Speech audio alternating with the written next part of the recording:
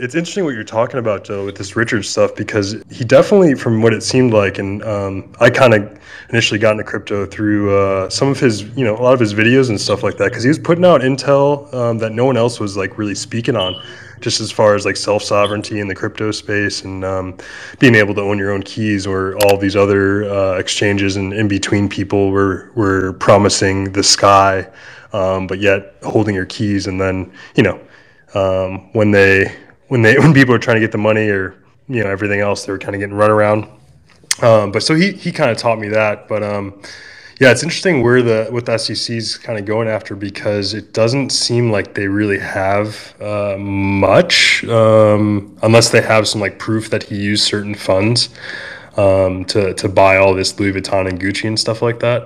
The design of Hex, and actually a lot of the commentary that Richard has put out over the years, has been about the risk vectors, whether it's a software risk vector or a single actor. And even he comments, I know there was a lot of frustration in the community when he had said something along the lines of looking for an admin key free bridge, because of the risk vector is that someone could just say, I'm not going to, follow through on the admin keys action. So what I'm highlighting is Richard says one thing. If I'm going to extrapolate that good faith actor, if I believe that Richard's a good faith actor, I have to think that he does things both in a what's available in software, what's available in blockchain, but also what is available in legacy. And the actions of the OA have often been said it is Richard. And there's been other proposals that say it's not Richard, or it's the African priest, or it's Greg the Duck, or it's a blind trust. It's some entity that has many players and has legal requirement to be basically dead man switched and do actions basically in the good faith for the holder, so a blind trust. So if you can explain some of those things. And then also with this recent case, it's naming that Richard is in Helsinki now, or is in Finland. And we don't know how capital in the form of crypto converts into buying power. We don't know, there was something about the diamond had partly cash, partly crypto to pay for the diamond. There's naming in this particular lawsuit about, $12 million for cars and all these other things. But we don't know actually how that is either taxed and what the defense position is from Finland as far as what kind of agreements. So we don't know if it's a donation and it's been basically attributed that capital and that exit into banking systems to do purchasing power from crypto. We don't know that it's not named as this is donation, this is politics, this is income, this is a fundraise for, marketing. We don't know those things. We're players on the internet. We're players on Twitter. And that's basically our scope of information. So it goes to the question of how far will Richard or other parties interested risk discovery? Like, do they say, hey, this has a dead man switch, it has 100 owners of a corporation entity, this effectively is the OA that has to have some kind of DAO agreement in order to do certain things? Because we did see with Pulsechain, we saw some capital, I think $600,000, move out of validator addresses or something along those lines, and then return back, when it was tweeted about. So and then Richard also has in the past said, at least in public streams, and it seems like he got caught off guard with a comment because he, for many years, had said, not a single hex has ever been, if he does chain analysis, if people do chain analysis, no hex has ever been market sold. And that's actually not true as far as what I've seen. And it's not very much, but it's like a few $1,000s worth. And I think that it was something along the lines of it seemed on camera that Richard was caught off guard on that. So my point is several. One is we don't know. Like, there will be discovery. There'll be a lawsuit. The lawsuit will have different points, as the lawyer has commented, to the SEC's case. We don't know that it's not an entity. We don't know that Richard would go against his previous commentary and say, hey, a single point of failure is risky in cryptocurrency. And therefore, one person, whether it's Satoshi or whether it's Richard Hart, is a risk to the software. It's a risk to the participants. So we do not know. Like, we don't know what's a blinded trust and what's a decision maker in this thing. We simply assume Richard's ego would mean that he's all in control of everything that happens at all times and very omniscient in his powers. So just leave it at that. That's my position. Until we have discovery, until you actually have court documents and something on blockchain, you can say this transaction happened. Here's where the capital sits. It's in the form of DAI. Here's the dollars. Whatever. But like the SEC or whomever's going to bring this to bear, they're going to say, was this a fundraise? Was this misappropriation of investor monies? And there's still going to be treaties between Finland and the United States as far as how that was taxed, because they want their cut too. Like they want their money. I'm assuming every country seems to. Jim, what he said, yeah, you're right. We need to see. The SEC's complaint was kind of bare bones. We didn't see a single blockchain address in there, right? Did anybody see an Ethereum address in there, or a Bitcoin address, or any blockchain address? I was actually surprised by that. I didn't see a blockchain address in there saying like this is where the hex fraud was committed from, and this is where the diamond money was withdrawn from, and this is what Richard Hart controlled. I didn't see a single address, so I'd like to see that. And also, I think another thing that the SEC may have gotten wrong in their complaint was I don't recall Richard raising that much money for the hex sacrifice. I've put the SEC correct. I've actually been in contact with the SEC to advise them of the inaccuracies in the SEC report, but unfortunately, their inaccuracies down to the downside. There's far more money involved in what they originally quoted. For example, his watches. We've so often heard how he's got $10 million worth of watches. That was grossly miscalculated in their findings. But guys, I'm actually the guy that originally reported Richard Schuler in November 2021. Gary Woods, aka Funding Jim. I'm going to be frank. You're full of shit, dude. You was one of his biggest supporters, and you seem to flow wherever the narrative goes to.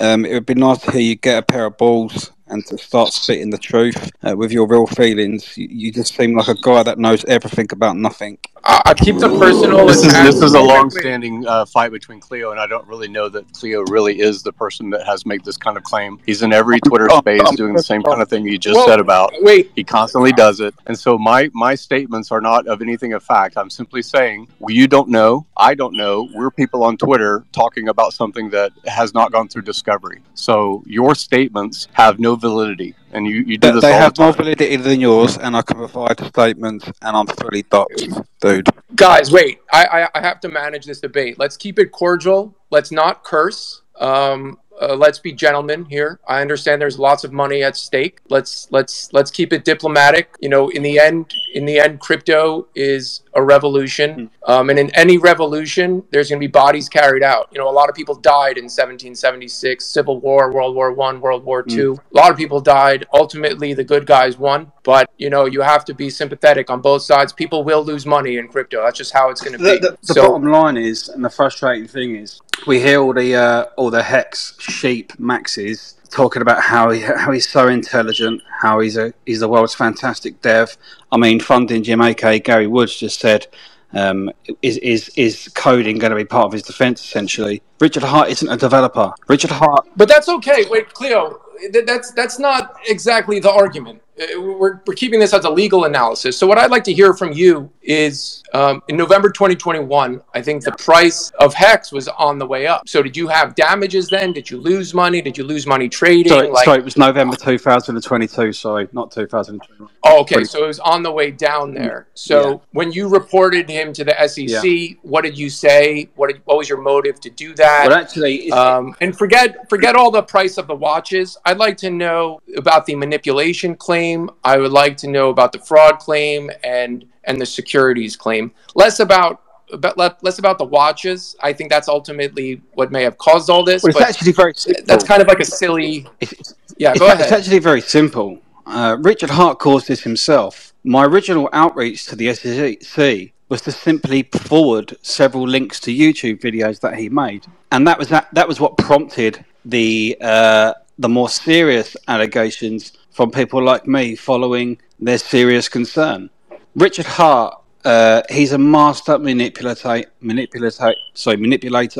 marketer. That's all he is. There is nothing more to it. But that's not illegal. Vitalik Buterin promoted the Omize Go ICO pump and dump scheme, which they published a white paper called Plasma, unbelievable white paper. Not really much happened there in a software development sense. Every major Ethereum developer was on their board, advisors, cashed out a bunch of profits. Vitalik is regarded as a god in both the TradFi and crypto community. I believe Vitalik is a master communicator, also a master manipulator of people's emotions. That is not, hold on, Cleo. That is not illegal. Being able to manipulate people is a standard thing in politics. Anyone on television, any big time athlete that's often in front of the camera, any top CEO in the Fortune 500 manipulates their board, manipulates the public. It's a whole situation. The whole thing is everything on the internet that you give attention to is because your brain is effectively manipulated to give that thing attention. Yeah, sounds like Stanley Milgram obedience to authority. Yeah, or something like that. Electrocution test. Yeah, in the 60s. But what's the thing that you reported him for? Like, what was the issue objective? Try to not have an opinion on the matter. Try to make it as objective as possible. Like, I lost $1 million. Oh man, that sucks. Report it. Why not? So the issue is, when it goes to court, he's not there. There is no defence for him to say, "Well, Vitalik does it, blah blah blah does it." They won't be interested, and frankly, but that's neither was I. I was not interested. The reason why objective statement. What is your objective statement? He's a liar. He's a liar. Okay. For what? What did he lie about? So when the Pulsechain sacrifice originally happened, what was the plan? What was the promise to the people? Was the promise that he would get everyone's funds and then re-sacrifice it to the same sacrifice dress, making him become the biggest holder? No, that changed. I think it was like on the last day. Then it was 2 weeks. No. Wait. Rewind. Yep. You said the first promise he made was what? Go ahead. This is important. What was the first promise that you think Richard Hart made for the Pulsechain sacrifice? The first promise was that you're going to be able to sacrifice money and in return get points for something, which may or may not be worth something. Okay? But he didn't tell people that at the end of the sacrifice, he's going to re-sacrifice everybody's money to the sacrifice address to become another OA, essentially. Now, this is a guy which screams for decentralization, yet has to have centralization around him. That narrative changed on the last day. The second lie was, we're going to launch Pulsechain maybe a few weeks after the Pulsechain sacrifice. Then he realised, I've made a bit of money from this. I'm going to rinse my community even more by creating another sacrifice.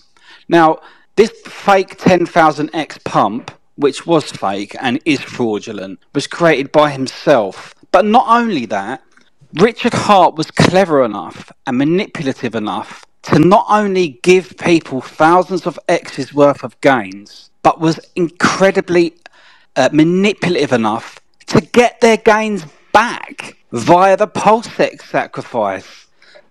And that, together with the fact that he can wake up in the morning, choose to be person A, and then decide to be person B, is just disgusting. I've heard him say, and you know what, it was a YouTube video, a stream that I watched, and I thought, do you know something? You're a cunt. I don't like you. You've lied to me. You've scammed me. I'm going after you. And do you know something? It was in the Pulsechain Telegram group that I said something, and an admin jumped at me and said I'll be banned from that group if I say that again. It wasn't malicious, it was the truth. It was a legitimate concern I had. I made another Telegram account, went back on, and I got told the same thing. And I said to them, do you know something? I am not going to sleep and I'm not going to rest until I take you and your community down. I think they must have thought I was joking, but I weren't. People have killed themselves over this sacrifice.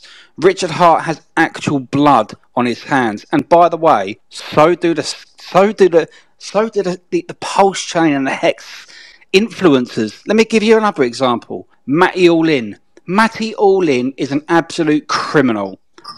Wait. Okay. I can't do accusations here. It's not an accusation. I know, but I just don't want to have that here. You could create your own space if you want to do the accusations. I want to promote objectivity, not subjectivity. So what your points about manipulating the price and him changing his mind and all of that are potentially valid You know, that's essentially what the SEC is accusing of. Now, the issue is that the SEC recently lost to XRP. And amazingly, the SEC could not prove that Ripple Labs had a significant impact on the price of XRP. I mean, wow. Like, I find that to be incredible.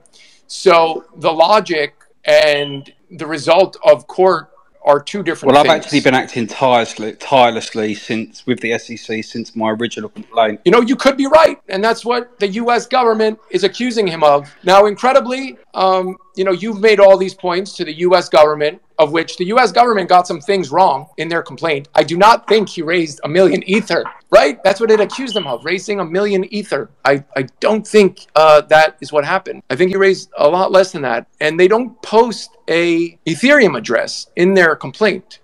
Maybe it's early in the investigation, but it was 1.25 billion Ether he raised, or the AA lobby got for Hex.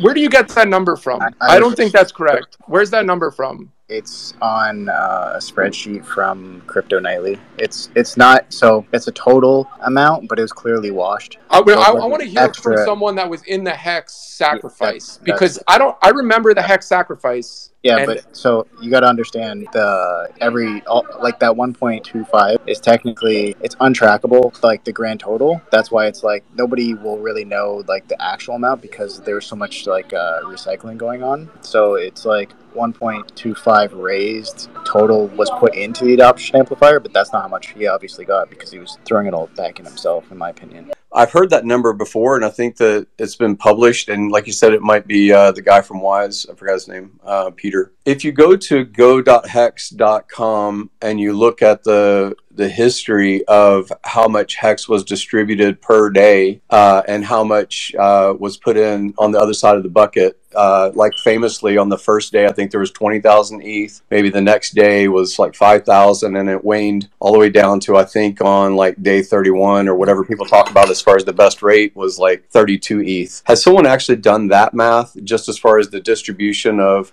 500 million Hex per day for 350 days? Has someone done that math to see what the table on go.hex.com says was raised for Hex? I did some back in the day, but I can't fucking find those spreadsheets. What I tracked was the very first flush. I followed that and all the 1337 Ethereums. So I was tracking those. He kept sending out 1337 to like different wallets, and then he would throw them through Tornado. But I was tracking just like from day 1 to 60, and it was like something like 64,000 Ethereum was raised, and then like so I would say like anywhere from 64 to like 150 total, 150k Ethereum was probably raised, in my opinion. So is that when you're saying spreadsheet, are you saying that you're looking at the flush address that's receiving and when it flushes out, or are you saying that the table that currently right now anybody can go to go.hex.com, connect their MetaMask, not own any Hex, and simply look at the table? If you do the math of that column of 351 days, you're saying that that column is not pulled from the blockchain and is not the same as what was received and goes through the flush address. You're saying that those two numbers are different. Is that correct? Well, yeah, they're going to be different because the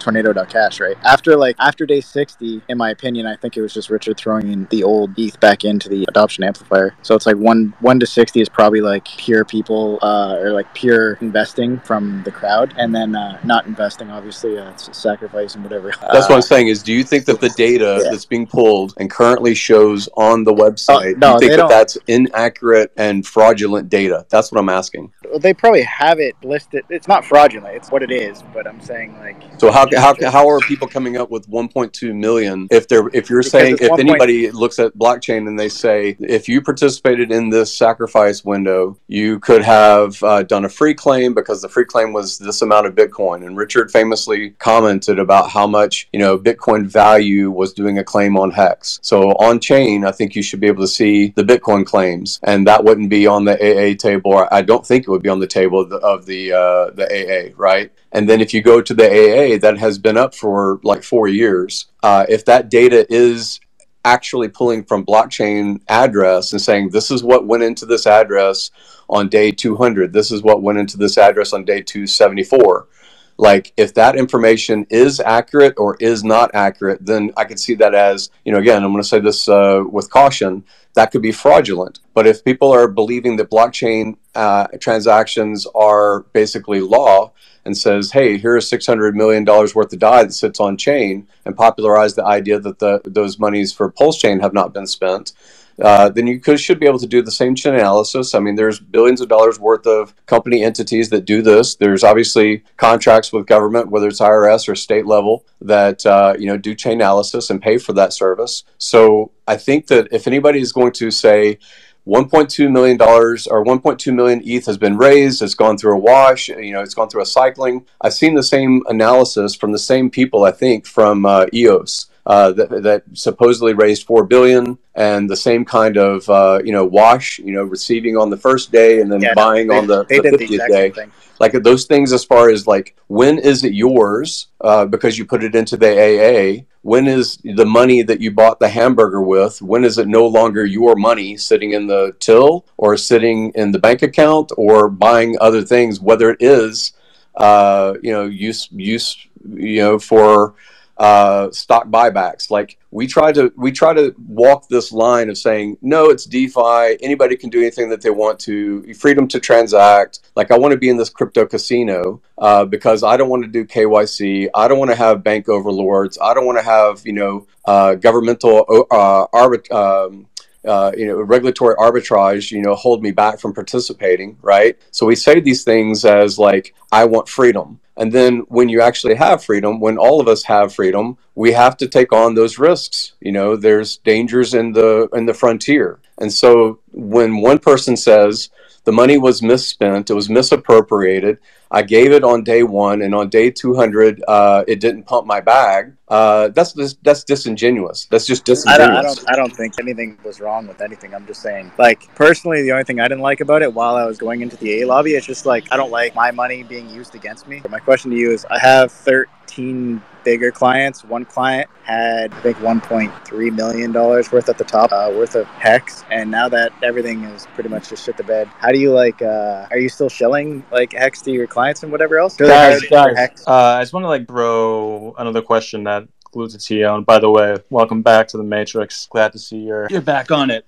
But is there any way to track how much was used through Tornado Cash, which I assume a lot was for Hex or PLSX or PLS? Like, isn't that something that would probably scare Richard if he has to defend himself in court? Tornado Cash has never been traced. Like, you so that's trace it within somebody did it within a half an hour. So if somebody, as long as you're leaving it in there for at least a week, it's kind of like a mixer. Like, just picture you're leaving your laundry on for a week and it's just being slushed around. The longer you leave it in there, the more mixed it gets. That's all it does. Right. It's completely untrackable, pretty much. Right. So I would imagine that if this guy was running this operation for Hex, and I mean, I assume that a lot of the funds that were raised or sacrificed, however you want to call it, were his own funds. And so how would really anyone track what he would be able to do, let's say, using Tornado Cash over the last several years? Is that something that you can't? You can't, right? So I'm just asking Glutathione, what do you think about that situation? Well, I mean, if you can do it, I think the United States of America has a big bounty for you. Well, I mean, he's being sued by the SEC, so he's being sued for not it's funny the way if you read that lawsuit, the way it reads to me is they're suing him because he raised funds and he didn't do marketing properly. It doesn't say anything about it being an actual security. They're just going after him for hey, you didn't market properly and now your users are pissed. It's that's not, it's the whole lawsuit is complete fugazi. It's complete garbage. And the fact that they tripped up on XRP, it's if you can't even prove XRP is a security, goddamn, every goddamn meme coin in the world is going to be a security. A wonderful case that Richard can make here. There truly is. No, I think Richard's going to win this if he doesn't settle. If they actually do bring it to court, I think it'll win. My opinion. It's really, who are his lawyers and how good are they? You know, when you hire an attorney, there's a whole range of, you know, loser lawyers to really elite lawyers. Ripple, magic. Those lawyers were Gandalf from Lord of the Rings, magical operators. He should hire those lawyers. In fact, everybody in crypto should hire those lawyers for the rest of crypto forever, because they did something that no one thought anyone could do. Unfortunately, they're probably like $2,000 an hour, but Richard has the bag. So I'm hoping, you know, that he does this. Everybody eventually does make money from Pulsechain, Pulsex, Hex. And just, again, key thing on the last page of the complaint from the SEC, it says that these coins are worthless and everybody lost money. They're not worthless. They have multi-billion-dollar valuations with good stablecoin liquidity. If you want to get out, you can get out. Get out. Just sell. Get out if you want. No one's stopping you. It's, you know. When they first initially launched their lawsuit, I'm pretty sure Hex was only down like 20 or 30%. I think it was sitting around 30 cents, give or take. And then that news came out and it went from 30 cents to under a penny. So, I mean, it's technically... you mean against the Hex influencers? The lawsuit against the cases against the Hex influencers? Yeah, as soon as that started coming out, that's when like the shit started to really hit the fan. So I'd say like they did more damage than Richard's done to that coin. Very interesting discussion from all sides. Cleo, what you have to say is interesting, but I would like to bring everybody back to a central point, if I could, which is that the sacrifice, in my opinion, was actually a sacrifice. It was nothing other than that. So first, let me take this one thing at a time, and I'll try and be as brief as possible, but I think it really is interesting when you get into it. So what's a sacrifice? Well, if we go back prior to the days of Pulse and even Hex, and we go back to 2018, that's when Sci-Vibe came out. Now, even prior to that, Richard was making political statements and statements about the best way to run your life and everything else. And he created a huge following, which is part of the reason that Hex was able to get off the ground in the first place, because people agreed with Richard. And they also liked his views on crypto, which were spot on. All right, now, this was a sacrifice because when you put a transaction on a blockchain, it is there throughout computers, decentralized all over the world, for the world to see what you did. And if I decided to take $10,000 and burn it in the street as a political statement, I could do that. But when you do it on blockchain, it's forever. Now, two things can be true at the same time. What Richard always promised us is that if everything went right, there might be a chance we would get something that would have no value when it was introduced, but that the market might give it value. He never said we absolutely would. He never even made a forward-looking prediction of value. What he did is he always would say, this is what was true in the past, and this is why I think this product is better, so who knows, this might be possible, but this is not a prediction. And he said it about forward-looking predictions, and he always used actual data from the past. So I don't think he's in trouble there. Now then, let me take you guys to January 9th, 2022. That is exactly when the first Pulse sacrifice was happening. And there was a live stream. You guys can look it up on Hex. I think it's IO. There's a search engine, but it's January 9th, 2022. Richard said, where will the sacrifice money go? Will it go to the SENS Foundation? Where will the Pulse X sacrifices go? So I guess this was Pulse X at this point, yeah. Anyway, he says, hey, brother, do you know what sacrifice means? It means it ain't yours anymore. So don't worry about it. You will have no expectation of profit from the work of others. So this question sounds like, can I please have expectations? No, you can't have any expectations. Sorry. By the way, the same stupid questions we received during the Hex launch phase as well. It was a meme like, where does the ETH go? The price went up 10,000x, by the way, before staking in 623 days, unquote. So to me, when you get statements like that, there's no question. And I respect Cleo over there, but he has no particular instance, if you ask him, of where exactly Richard promised something that he didn't do. When that money went in there, I don't care if Richard went and bought 1,000 fur-covered sinks and turned the water on and ruined the fur. We have no expectations. Now, it does kind of work out that people tend to do what's in their own best interest. And I think when you look at what Richard's motivation apparently was, since most of that money didn't move around a lot other than to give Richard some degree of centralized ownership, which we all in the Hex community appreciate. But it doesn't seem like a whole lot of that went to self-gain. And frankly, even if it did, we'd have, as long as he delivered what he said we would get if things worked out and if the code could happen, then I'm perfectly happy. And I think that the SEC has no case. To counter you, you said that he didn't make any promises, which, you know, he said no expectations, whatever. Right. What about the date of Pulsechain release? What about that? He said in many situations, I think it'll be 2 more weeks. I think it's going to be this. Then he'd come back and say, I'm sorry, I'm not going to make any more guarantees about anything because it seems like whenever I say stuff, I'm wrong. And I'm paraphrasing there. But I don't believe he ever said, mark my words, ladies and gentlemen, on this date, this will get released. And I promise and I swear this will happen. Nothing like that. Well, he did say, like, you know, we're going to be faster than Ethereum, which it is. We're going to beat them to proof of stake, which he did not. And he said other things like that.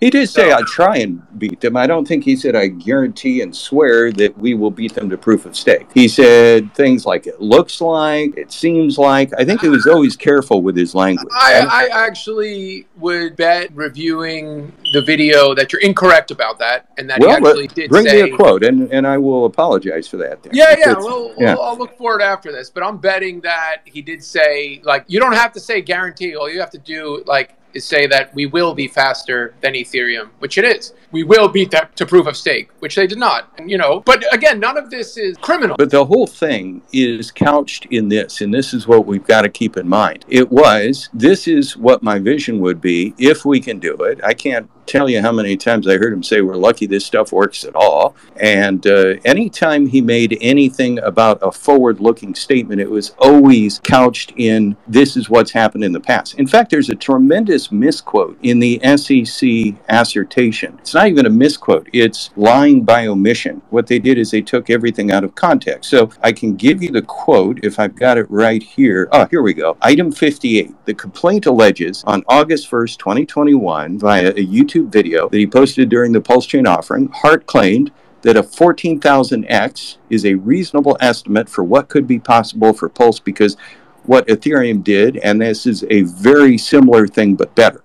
Okay, now even then, he's saying this is what Ethereum did, and this is a similar thing but better, but here's what they left out, okay?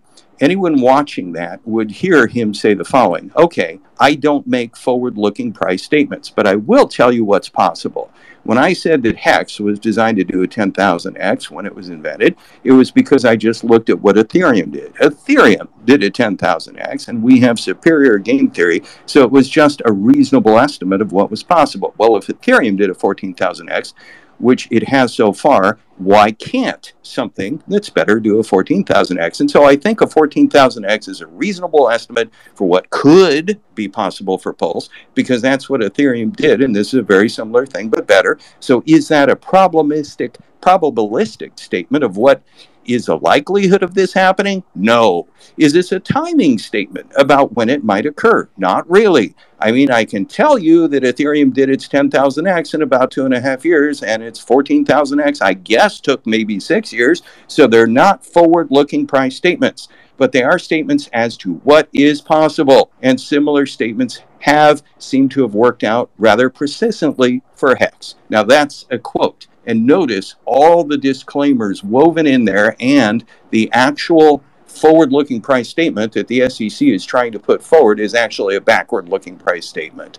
So I just don't see where this guy did anything illegal. And speech is precious, man. This is getting more and more precious all the time. And by the way, I believe that a lot of people like me, sure, we had maybe some hope something nice might happen, but we gave our money expecting it to be gone. If Richard wanted to use it for whatever the hell he wanted to use it for, we considered it a sacrifice. And I know that's true because a whole bunch of people hurt themselves when more than 2,000 addresses raised $27 million for the SENS Foundation, which meant that they got 25% less crypto. And somebody can say, yeah, but they got a tax write-off. But guess what? It's better to have more crypto and have more wealth and pay some money in taxes than to get less. So a lot of people on principle over anything else chose to take less. And by the way, at the point of both of these sacrifices, there were millions of crypto coins you could have chosen, but they chose this with a sacrifice.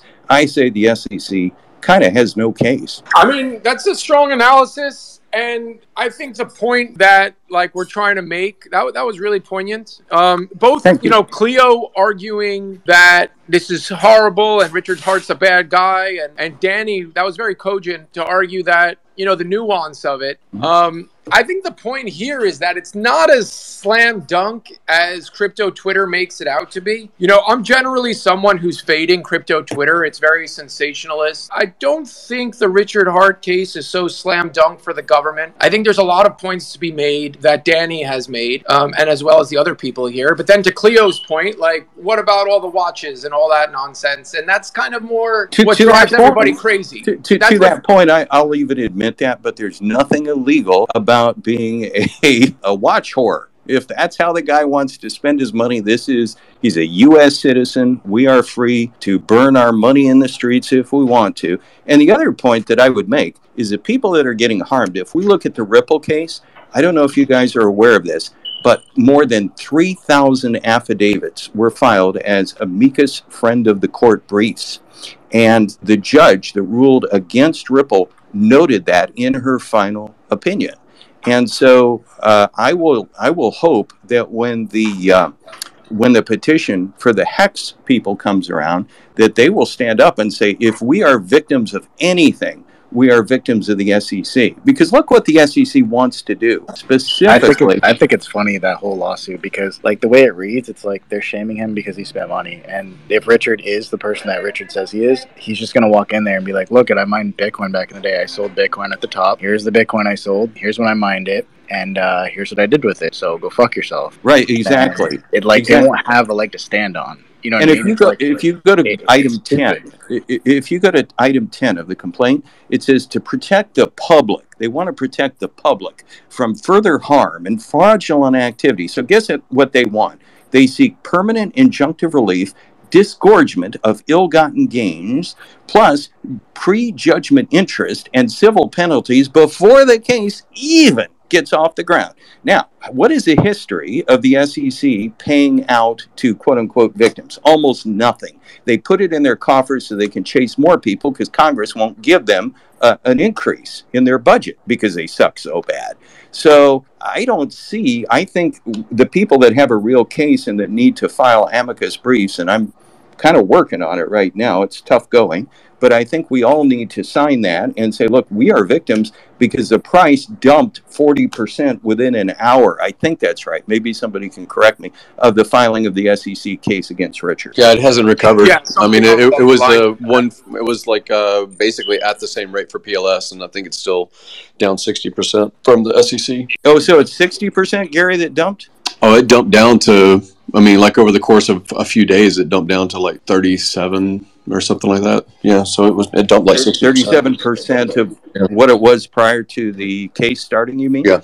Okay, cool. So if you want to file an amicus brief, and to everybody in the space who's kind of unaware as to what an amicus brief is, and correct me if I'm wrong, it's basically someone who doesn't have a direct interest in the case, so nor the SEC nor Richard Hart, but essentially an outsider filing their opinion on the matter, on this case. And if you're going to file an amicus brief, I can't stress enough how important it is to have essentially respected people from like real world society, not like crypto Twitter lunacy, but like real world people. Ideally like a legal scholar from some eminent institution or whatever, or as good as you could get to sign on to it, because the judge really takes these things into consideration. And the more that you could operate in the real world and people aren't being harmed, and that there's, you know, all these elite people that do good things for society that are saying, look, this is government overreach, this person is actually doing good stuff, the better off it could be. So if you're truly working on an amicus brief, you know, the Hexagon community is great, but it would carry significant weight if you could get, you know, prominent people from society to sign on to that, because it's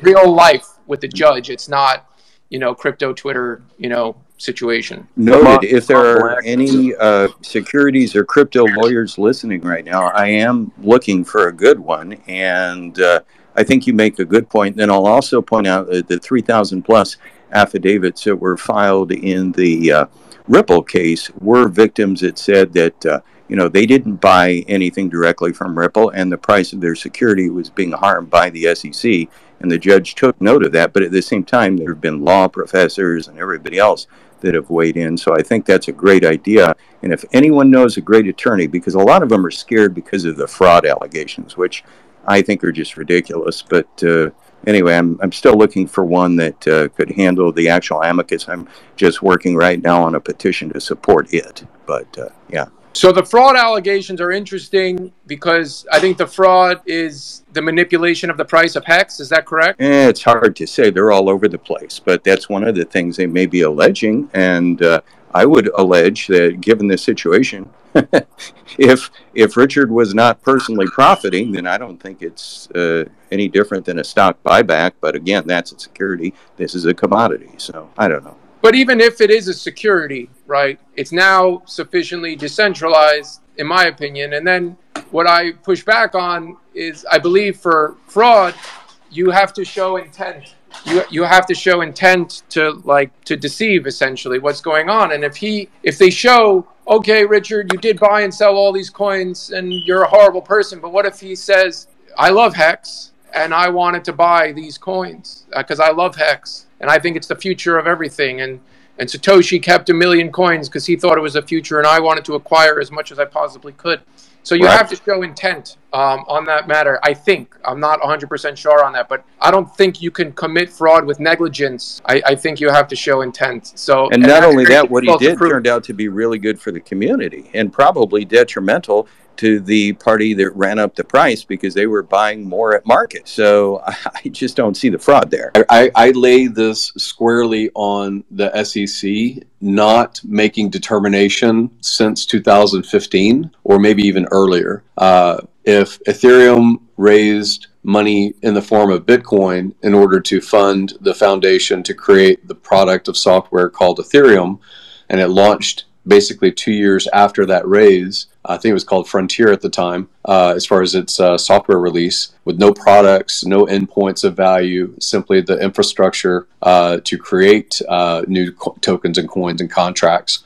That's 2015, man. That's a long time ago. And, it is in a lot of ways frustrating, especially for people that have financial or brand energy or time involved in this ecosystem. Whether it's all as broad as crypto or specific as Richard Hart products. But it has been 7 years. Where does the gray go away? Where is there clarity? You have people like Patrick Henry, you have Tom McKellen, I think his name, I can't remember his name, but he's another Congress guy.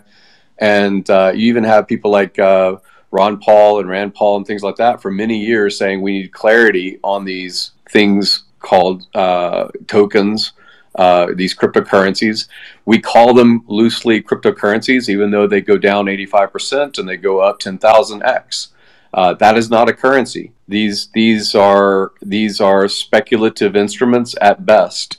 And what's interesting is the monies, if you want to call them monies, if you want to call them, I have 100 oranges and I'm going to give them to this common bucket, and they can sit in the warehouse and rot in the form of a sacrifice. Okay, you no longer have the oranges. Someone else does, and they chose to let them rot. If they decided to plant a grove and grow more oranges, that's up to them as well, right? Because you are basically making a trade, a barter trade.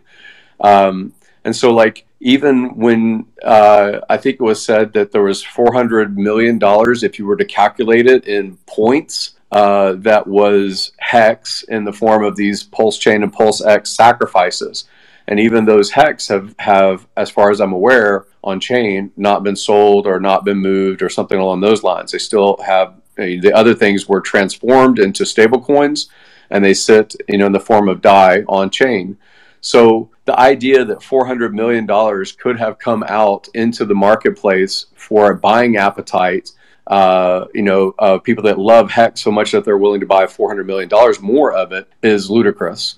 It got points. There was not enough liquidity for $400 million to exit. There is this L1 chain, as people like it or don't. There is a DEX that exists, whether people like it or don't.